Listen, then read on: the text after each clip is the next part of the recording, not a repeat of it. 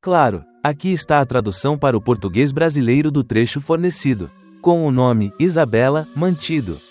Você absolutamente não consegue imaginar essa jovem linda, parecida com uma estrela. Era, na verdade, uma assassina. Com apenas 21 anos. Isabela já cumpria pena há 5 anos. E esta era a primeira vez em todos esses anos que ela se encontrava com seu pai dentro da prisão. Ao ver aquele homem ao mesmo tempo familiar e estranho, Isabela não conseguiu segurar as lágrimas. E quando ela revelou a razão do crime, não apenas despertou a comoção de inúmeros internautas, como até mesmo alguns policiais não conseguiram conter o choro. Um corpo tão pequeno assim, quantas dores, quanta revolta seriam necessárias para gerar uma força capaz de cometer um homicídio? Então, afinal, o que Isabela fez, e o que ela enfrentou para chegar a esse ponto? Isabela nasceu em uma família pobre no interior do Brasil. Quando tinha 8 anos, seus pais se divorciaram por conta de conflitos afetivos. Depois que a mãe partiu, Isabela passou a viver apenas com o pai. Porém, esse pai tinha um temperamento extremamente instável, bastava ela estudar sem dedicação ou não fazer as tarefas domésticas direito para que ele explodisse em fúria, aplicando castigos físicos impiedosos. Em sua concepção, bater parecia ser o único jeito de educar. Qualquer descontentamento virava violência imediata. Assim, a infância de Isabela se encheu de medo e impotência. Toda vez que ela olhava para o pai, tremia como um pássaro acuado, com medo de que um pequeno gesto precipitado desencadeasse outra punição. Falar comigo era perigoso, eu tinha medo de errar uma palavra. Porque ele poderia explodir, disse ela. Além da violência, havia algo que machucava ainda mais, por ser bonita. Se falasse com garotos ou ficasse próxima deles, o pai imediatamente suspeitava de namoro precoce. Ele me acusava de estar apaixonada só porque eu conversava com um menino. Contou ela. Essas suspeitas sem fundamento a feriam profundamente. Apesar disso, ela ainda acreditava que o pai a amava, só que esse amor era tão oblíquo que ela não conseguia suportar. Por que eu achava que ele me amava? Porque depois de cada surra, ele preparava um prato que achava que eu gostava. Ou me comprava doces. Ele parecia cuidar de mim de jeito especial, mesmo tentando compreender os sacrifícios dele por criar um filho sozinha. Ele continuava teimoso, explodindo com frequência por ciúmes que não tinham base. A insatisfação de Isabela crescia e ela não encontrava válvula de escape. Em seu mundo confuso e desamparado, foi germinando um ódio indefinido contra o sexo masculino. Eu comecei a odiar o quê? O porquê de existirem meninos. Por quê? Por causa dos meninos. Meu pai me desconfiava. A partir desse momento, aquela semente de ódio se plantou silenciosamente no coração de Isabela, e ela ainda não sabia que, mais tarde, esse ódio explodiria de forma cruel, arrastando sua vida para um abismo sem retorno. Sob pressão constante, Isabela tornou-se introvertida, falava pouco, era vista como a garota esquisita pelos colegas. No 8º ano, ela foi cercada por algumas garotas que a humilharam com insultos e empurrões em um canto da sala. No desespero profundo, ela reagiu pela primeira vez. Peguei uma faca e subi um monte de risco, ela relata, ferindo algumas delas. Embora tenha conseguido se defender, acabou punida severamente pela escola. A punição pesou como uma rocha sobre seu coração já arrasado. A partir desse dia, ela rejeitou estudar. Assim que terminou o ensino fundamental, abandonou a escola e decidiu ver o mundo lá fora.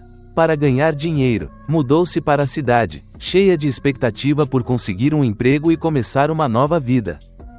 Mas o que Isabela não esperava era que o pesadelo fosse começar logo. Em uma tarde qualquer, enquanto ela procurava emprego, um homem de meia-idade apareceu do nada. Tirou as calças e fez um gesto obsceno. Para uma menina de pouco mais de 16 anos, aquilo foi um trauma imenso. Instantaneamente sua visão de um futuro bonito foi destruída. Você fica pensando, será que o mundo realmente é esse? Será que vou ter que enfrentar isso de novo? Era inevitável. A partir dali, o medo dos homens só aumentou. Depois, finalmente conseguiu um emprego de garçonete em um restaurante. Pensou que sua vida finalmente estaria começando a se estabilizar. Mas não, os problemas maiores vinham em seguida. A maioria dos colegas eram homens. E ao invés de respeito, só havia piadas de mau gosto, brincadeiras ofensivas. Essas piadas eram facadas no coração de Isabela, que já era frágil. Sobre os homens, ela pensava: esse negócio de amor é mentira, eles só querem satisfazer desejo. Um dia, ela saiu da cozinha e ouviu seus colegas falando: aquela garota é tão bonita, quem tem coragem de dar um abraço nela? 2 dias após, um colega chamado Wesley, que trazia os pratos, fez um movimento proposital, de modo que sua mão encostasse no peito dela. Assustada, ela recuou vários passos, ainda acreditando que poderia ser um acidente. Mas ao olhar no rosto dele e ver um sorriso de quem sabia exatamente o que fazia, ela entendeu que era intencional. Maior que, eu dei um passo para trás, achando que daria a ele uma chance. Maior que, mas quando olhei no olho dele, vi o sorriso nada amigável.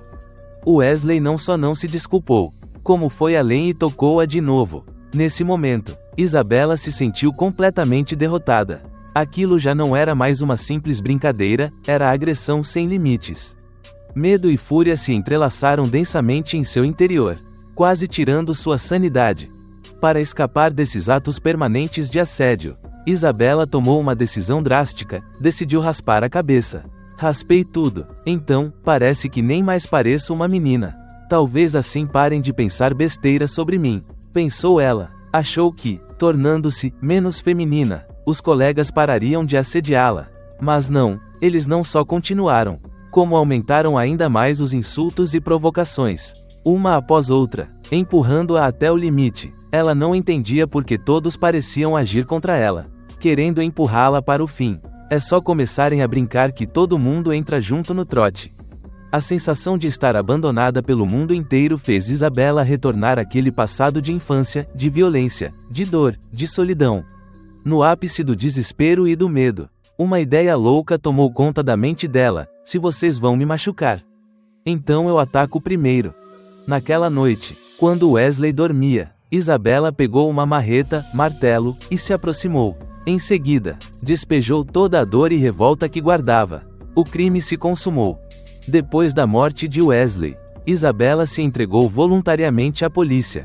Como tinha acabado de completar 16 anos, foi julgada com atenuantes e sentenciada a 15 anos de prisão.